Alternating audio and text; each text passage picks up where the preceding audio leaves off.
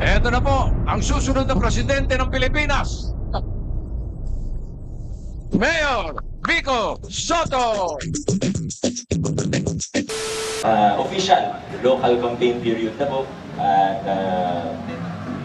konting mga paalala lang po din sa atin, although hindi natin kasama ngayon yung sa peace and order, pero sigurado mapapanood din naman po nila ito, pati mga street sweepers natin. Tuloy-tuloy lang po tayo. Siyempre para sa atin lahat, business as usual po.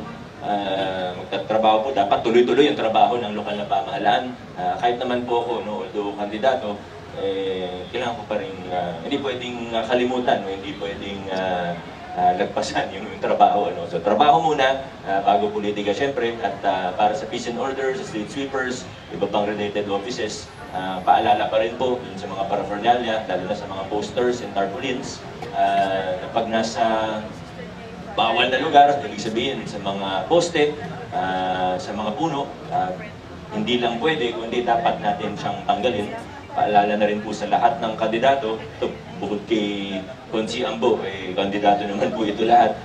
Paalala lang po, ano, lalo na kung kayo po ay chairman ng environment, huwag tayo magdidikit ng mga posters sa mga puno. Okay.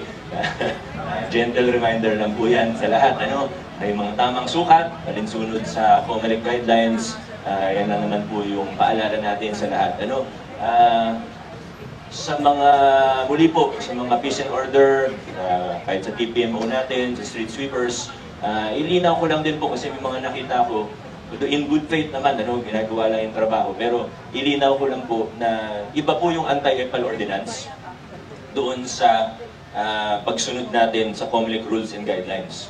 Yung anti-EPAL ordinance, ang ibig po sabihin yan, pag proyekto ng pamahalaan, pag pondo ng LGU, bawal maglagay ng pangalan, mukha ng mga politiko. Diba, lagi nalagay natin Pasig, branding ng LGU ng Pasig. Bawal ang mukha ko, bawal ang mukha ng politiko. Yung clean-up drive natin, pagtanggal natin ng mga posters, ng mga tarpaulin, hindi po alinsunod sa anti-EPAL ordinance yun. Yun ang pagsunod natin. Pagsunod po natin yun sa election law at sa guidelines po ng COMELEC. Konting paglilinaw lang po kasi may mga nakita akong reports ng iba. Maliit na bagay lang naman, ano, nililinaw lang po natin. So muli po, business as usual po tayo.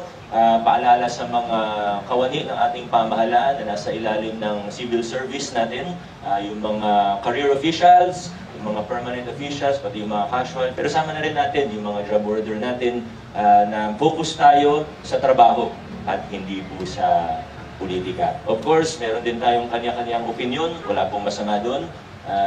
Pero alam niyo naman po yung naging mission natin mula 2019 na ilayo yung mga empleyado natin na regular, career, casual at job order mula sa politika. Di kayo nire-require sumama sa mga rally, di kayo tinatanong kung sino ang kandidato ninyo, basta focus po tayo sa trabaho. Sa katunayan, baliktad tayo ngayon, dinidiscourage natin ang mga LGU employees na sumali sa politika o mga sumali sa partisan politics kung tawagin. Ano? Sa trabaho lang po tayong trabaho.